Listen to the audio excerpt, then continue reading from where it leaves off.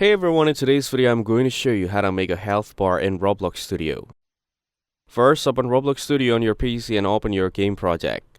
Now look at the right side and click on the plus icon next to the starter GUI. Then click on Screen GUI to edit and tap Stamina GUI, or you can name it Health GUI to match the purpose.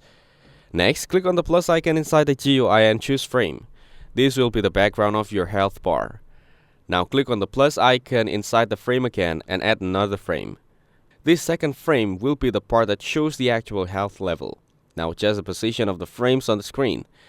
Use the side corners of the second frame to make it larger or thinner, depending on how you want your health bar to look. Then adjust the size and position until it looks right. You can place it at the top left or top center of the screen. After that, go to the Properties panel on the right side and choose a color for your health bar. Red is a good color for health. Now, click on the second frame, then click on the plus icon and select Local Script. Paste your health bar code inside the script. Once done, go back to the main screen and click Play to test it. Now you'll see your custom health bar working during gameplay. For more information, check out the links given in the description. Don't forget to like and subscribe to the channel. Thanks for watching. See you in the next one.